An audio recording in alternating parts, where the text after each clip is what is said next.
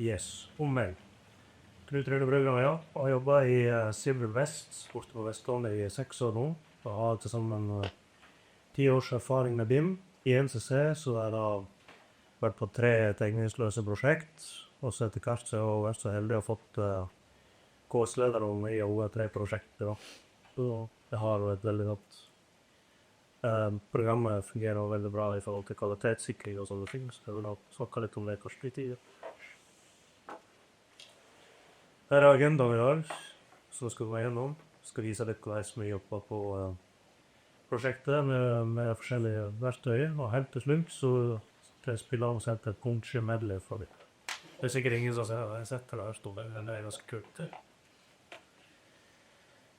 Yes, grunnen til at vi tok i bruk streaming da, det var at NCC har et mål om å bli helt datainformert selskap, og da må vi ha gode verktøy for å kunne behandle dataen da. Så vi har vel sånn cirka rundt 20 forskjellige initiativ da, for å bli et sånn datainformert selskap, der vi skal finne riktig programvare og metoder vi jobber på.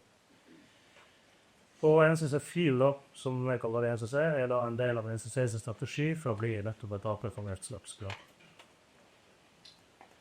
Så det var jo en av de prosjektet var da, en av de initiativet var da nok sett DCS, Digital Construction Sites, der målet var å finne ut NCC-filverktøy som vi skulle bruke på alle anlegg og alle byggeprosjekter i NCC. Så når vi i NCC snakker om NCC-fil, så er det da StreamBIM vi da snakker om. Yes, og så må jeg jo dra fram han karen her da. Han er jo Terje Velberg. Han er da en tidligere NCC-app, og jobber ganske tett med deg i 2 år i NCC. Han var jo kort på Vestland og hentet oss ganske mye der, når han jobber i NCC. Og han er jo da project owner i Infra Civil, så hvis dere skal i gang med et infraprosjekt i StreamBIM, så ta kontakt med Terje, han kjempedyktig.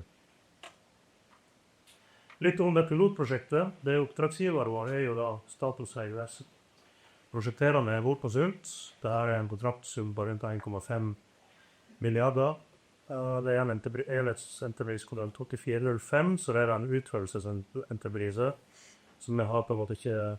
Vi får ikke komme med så mange innspill i forhold til prosjektering og sånt, men underlaget fra Nordkonsult er veldig bra. Så det her ble tildelt da i medio desember 23, så er det 2 år siden. Byggetid er ca. 3,5 år. Vi startet opp da på anlegget i januar 24, og arbeidsgrunnlaget er da litt hybrid, men det er for det meste modellbasert. Ja, så her er liksom litt opp i prosjektet. Jeg kom jo alltid fra pappaperm høsten 2023. Da skulle StreamBIM implementeres på nye prosjekt.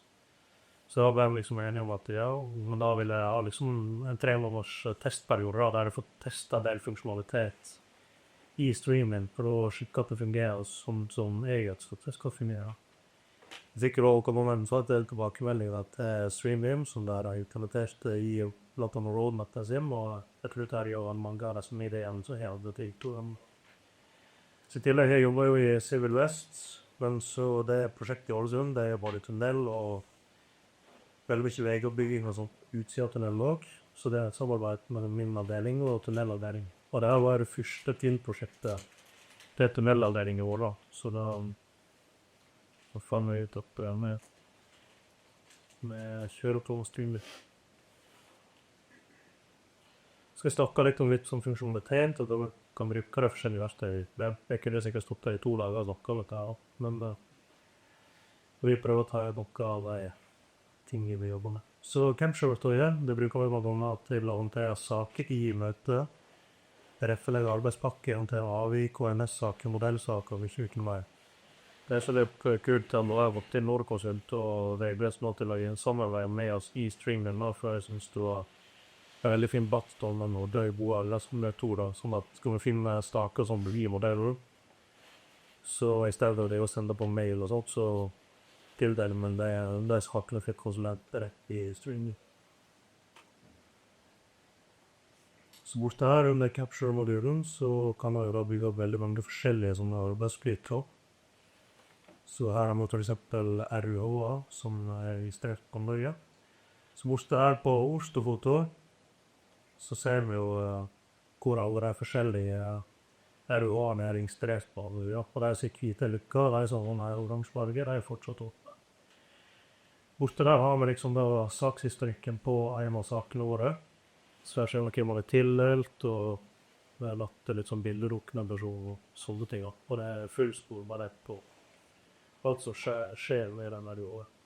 Det som er kult, da hvis du klikker på Oslo-foto, så får den opp saker som er registrert på den lokasjonen der. Putten gå direkte på dette saken, så du sletter liksom vet jeg visste drøft med igjen saken du ser for katten. Her kan du ta bilder rett inn i capture, sant? Så ja, får du sånn all dokumentasjon på en masse. Og så er det litt bud på at du kan lage en større visning. Det er sånn som når du jobber med RUA og NS-saker, så er det kanskje jævlig en sånn eller se på modeller, at da er det kanskje mer kikt av å se på det her med at du har litt større egenskap, eller at det viser litt større da. Så i tillegg så er det jo veldig mange gode filtreringsmuligheter, så kan jeg utrede på hvem man har tildelt, om det er over 10, så videre. Yes, snakker litt om arbeidsgrunnlag.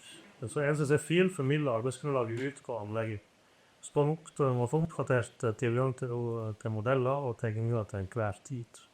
Så det gjør at det er veldig fint å klippe det biertegningene som krøller på bakgrunnen og 2 revisjoner av den og sånt. Så lenge jeg bruker det verktøyet her, så skal jeg ha det ut på allerede, så skal jeg avgjøre tegningen eller modell til enhver tid. Så her må da lage sånne arbeidspakker i Excel og funksjonere, og litt borte her i arbeidskritter, så ser vi da visninger, og så har vi på konstruksjoner. Så her er det for eksempel en brukonstruksjon som heter K02. Så kan vi gå til en støtetappe, så er det på udekket på en bru her da. Så her er det forskjellige visninger.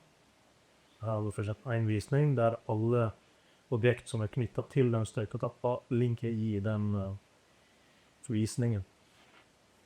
Men det er jo klart, det her må jeg jo drive og prøve å lete av ting selv, men det har jo prøvd å strukturere det her på en enda bedre måte, som at yrkesarbeiderne våre får det jeg virkelig trenger, sånn at jeg slipper å drive og lete fra maleringen selv, det liker egne visninger. Så her har vi for eksempel laget en visning på bunnhjernen som ligger i konstruksjonen.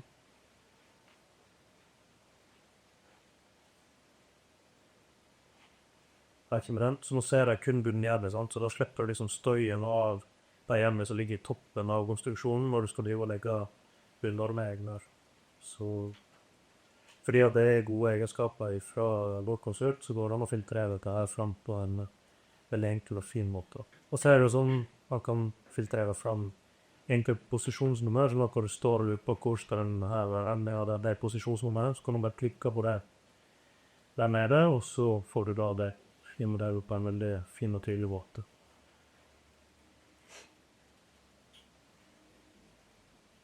Andre visninger som vi pleier å lage er jo da konsulenten, det koder jo også en merknad i modellen. Sant? Så hvis man liksom skal få med seg alle disse merknadene, så i stedet for å klikke på et objekt som er veldig tidprevende, som er gruppert eller sånn på filter, så gjør at modellen er fargekodet basert på kommentarene fra konsulenter. Så hvis den da for eksempel trykker på en av de her, så ser han at her har da konsulenten gitt oss en beskjed om at det skal gjøre noe til HLMS. Og da vet man at det gjelder alle de med i kjerner, så nå lyser grønt i bakgrunnen der da.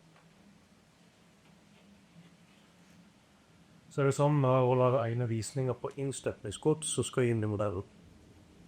Så for eksempel på trekkrør, så ligger det en egen visning på trekkrør da. Og hvis det var en boktegruppe eller jordingspunkt og sånne ting, så da la jeg egne visninger på det. Vi vil jo det at yrkesarbeiderne våre skal være mest mulig ute og produsere, minst mulig inn i dimkontaineren og lete. I tillegg så får vi også kvalitetssikre og lage de visningene her, at det faktisk får det de objekter som det står så for at skal kunne like. Ja, og så er det sånn, det er jo en modul som du kan legge inn tegninger i programmet her. Så hvis du har et 2D-prosjekt som er på Galway, så kan du også bruke Streamlit, for du har jo PDF-ene i mer konnettbrett og hvert tid. Man kan egentlig zoome inn og se på det her. Det er så veldig stilig at det kommer en funksjon en liten stund tilbake, der han kan ta PDF-en og legge den ut i 2D-vinduet med riktig lokasjon og riktig størrelse. Så når jeg klikker på et skilt i 3D-modellen, så vil det jo da det aktiviseres eller vises på i 2D også, sånn at jeg enkelt kan snu rundt og se hvilke skilt som skal endres på dette kan skiltmaster der. Til tillegg skal man jo ta mål i 2D.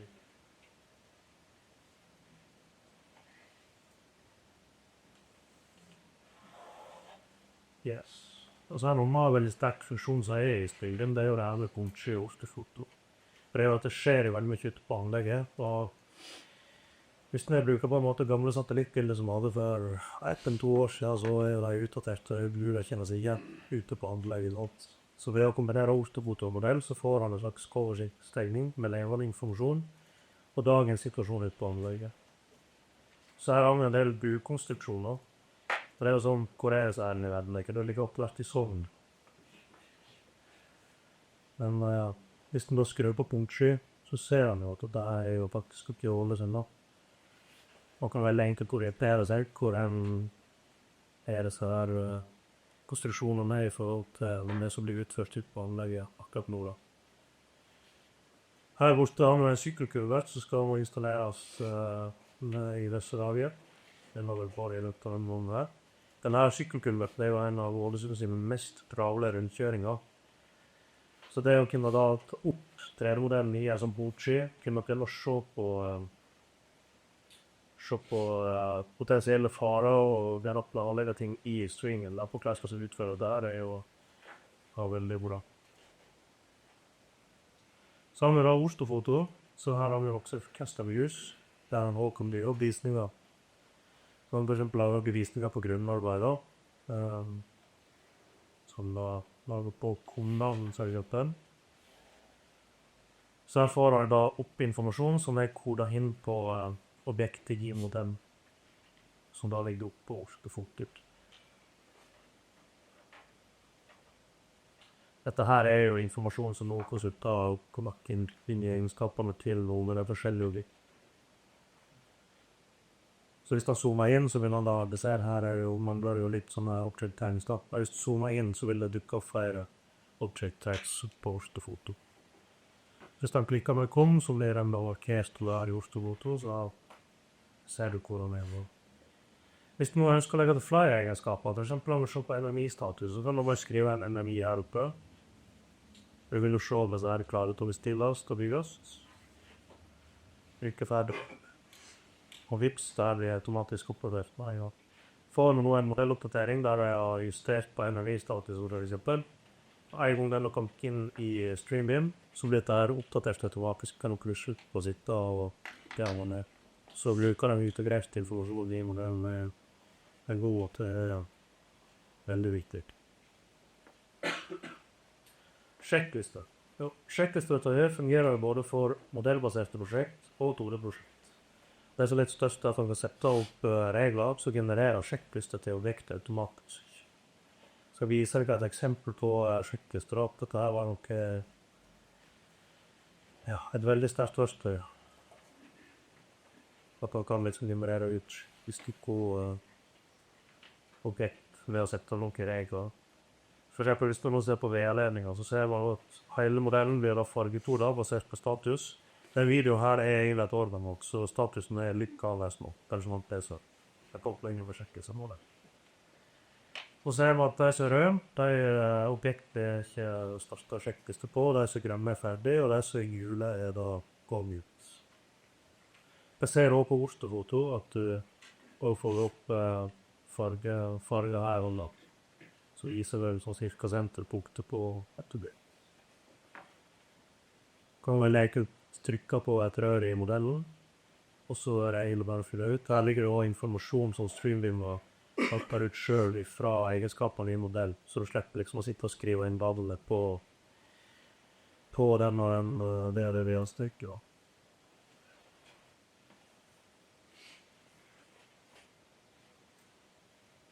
Jeg tar med å trykke på en som er ferdig, og ser vi at den er fylt ut med der det er informasjon.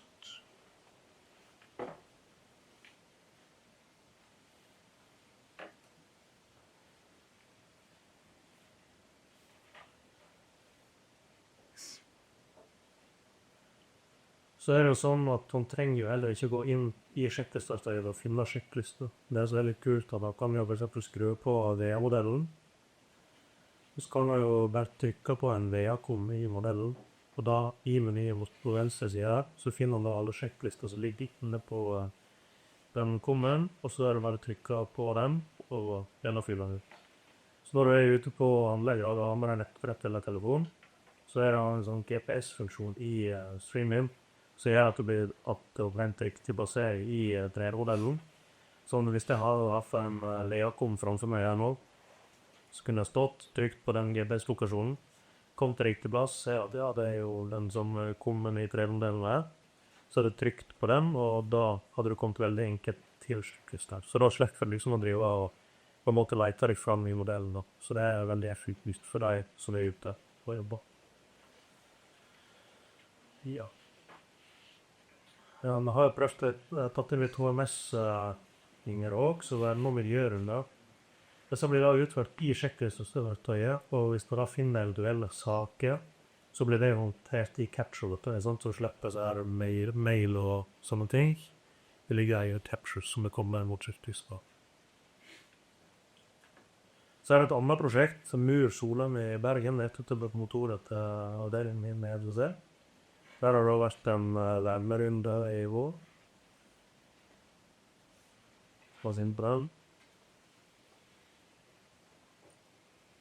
Så her har vi jo dato, litt hvem som har vært til stede på anlegget. Litt sånn generell informasjon, og så starter det hva nestleder gå rundt ute på anlegget. Og her har vi for eksempel funnet noen saker da på Brankerike spis- og skiftrom, så da ser vi at det ligger en capture inne på den der. Nå han ferdig utførst, men han har jo da tildelt et ja, her ser du på en sjekkespunkt hva vi imot, navn og koden, hvem som utførende, og han har fått etikkfest og utførende. Ja, så her kunne jo den som utfører ha lagt til bilddokumentasjon av det der bakståret ut først.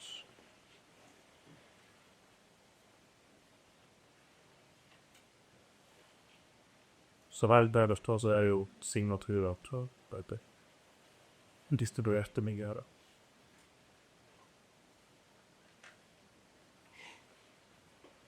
Her vi bruker å sjekke størstøyet og legge inn saker som skal følges opp i capture-verktøyet. Vi bruker akkurat det samme metodikken der også, at man har en sjekkliste og på en måte fyller inn den, altså yrkesarbeiderne våre, de tar liksom da fra på 1 til 6, og så driver da ONS-leder på en måte gransking av saken videre ned i det her. Mer eller mindre det gjort. Og det samme metodikken bruker vi på avvik. Sånn at hvis det et avvik, for eksempel her var det vel en planering i skøyden, her var vel et par center fra høy, så akkurat utenfor toleransen, så da rett et avvik. Da vi fikk av beskjed om vi bygger her, og støkker med litt mindre betong. Og da, nå det koblet liksom imot det objektet her, sånn at hvis du går inn på avviket vår og ser, så vet du at ja, der ligger et avvik inne, så den må jeg ta hensyn til når jeg skal utføre den jobben der. Et annet veldig sterkt verste som i streamen, det dette her med revisjonskontroll. Revisjonskontrollverkstedet oppdager endringer mellom to modellrevisjoner. Dette gjør at man har kontrollen på endringer, så det foretatt i modeller. Så her borte da, så har det vært en modellrevisjon på KV7-modellen, konstruksjonsmodellen, og her ser man en del objekt som rørst av det. Alle de objekter som nå er grønt har fått oppdatert informasjon. Og her kan vi leke ut se her hva som blir endret, og hvor mange eller hva egenskaper som blir endret, og hvor mange objekt som nettopp var den ordningen da. Så her blir vi da tatt direkte til et stikkingspunkt. Det så litt kult at du trenger ikke gå inn i revisjonsverktøyet, men hvis du lurer på om det har vært noen endringer på et objekt, så fra for eksempel anbudsstadiet, så kan du bare trykke på objektet, bla helt til bunnen her, så noe som heter revisjonshistorikk, og her ligger da alle endringer som har skjedd på det objektet gjennom hele prosjektet sin syklus. tillegg har det kommet inn veldig mange objekter også, så jeg er litt spent på å se hva som er kommet inn med da. Og det er jo akustikkminsolert som er høyeste fra Mogo. Så da ser vi at det har kommet inn modellen, og Streambeam har opptatt. Så måtte vi få endret litt D-mål på noe anlegg igjen. Som så det ble litt trangt opp med seg to penkene. Og her hadde Streambeam opptatt litt endringer på det. Kan vi lengt ut se hva igjen det her gjelder. Og så kan man da etterpå eksportere ut en liste da. Som da viser hva egenskap på det igjen er som var dette. Da de egenskapene som endrer lyset da, som er en sånn mørkegul farge sånn så her.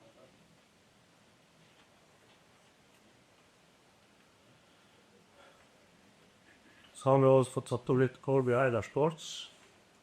Dette er enkelt å ha oversikt over for eksempel status på sjekklister. Og det ser her blir automatisk opprettet hver dag, så vi kan oppdatere den over. Så har vi da bygd opp på grunn av vei, dagsone og tunnel. Hvis man for eksempel ser på VA-dashbordet og går inn på VA-ledninger, så har man del statistikker sant, på hva som er utført, hva som er in progress, og hva som ikke starter på. Så her ser man antall strekk som ligger inne i modellen, hvor mange vi har levert, hvor mange som er signert av utførende, av UN vår, og hvor mange som er kontrollert av driftssteder og anleggssteder hos oss. For eksempel her nå så kan driftssteder se, ja, jeg har signert 41, mens arbeidsleder i UN har signert 44. Da vet vi at det ligger 3 sjekklister her, som er klare for kontroll. Så jeg kan åpne med listevisning der i den. Så her er fullt vekk listevisning da, så det er kun de som er liksom under arbeid som vises her. Kan vi legge trykket på den linken her, det tatt det inn i Streambeam. Alt bort til det objektet som man da skal kontrollere sjekklisten for. Og nå kommer vi ikke inn i sjekklisten, men kom til objektet. Og det gjør at man da se hva variabler er available, så kan man se hva informasjon som ligger inne på objekter da, i egenskapene våre. Og så er det trykket på sjekklista, og så å kontrollere og signere og just. Ok, hva gevinster har Streambeam gitt prosjektet? Det er jo veldig fint å kunne knytte av dokumentasjon til modellobjekt. Produksjonen ute på anlegget trenger kun ett verktøy. Tidligere så jobber vi med kanskje 2 og 3 verktøy ute på anlegget, og bruker kun 1. Det er veldig god sporbarhet av saker og dokumentasjon. Alle er oppdatert arbeidsgrunnlag til hver tid, PC, mobil og nettbrett. Og så er det jo denne gode visuelle framstilling av modeller sammen med Osterport og Tobersky, som er veldig bra.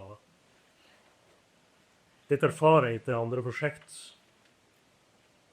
Effektiviserer mange manuelle prosesser. På et stort prosjekt så er det nødt til å gjøre det. Det er bare ikke til å sånn mail og styre og stelle på telefonoppkall til gjest. Veldig enkelt å samarbeide på. Veldig enkelt å holde og styre på kvalitetsutviklingen i prosjekter. Mobilitet, det så er at jeg ser litt ut på både PC, nettbrett, mobil, så å si. Litt forskjell er det ikke så veldig mye. Sporbarhet over hvem som går inn og endrer apotek, og ser hvem som har gjort ting på enhver tid. Brukervennlighet, så veldig brukervennlig. Og så vil jeg anbefale, hvis du skal ta i bruk der, så bygge opp et template-fil, sånn at man kan liksom gjenbruke det han har skapt. Da. Så kommer det morsomme, og kommer Everett.sky medley. Yes, takk for meg.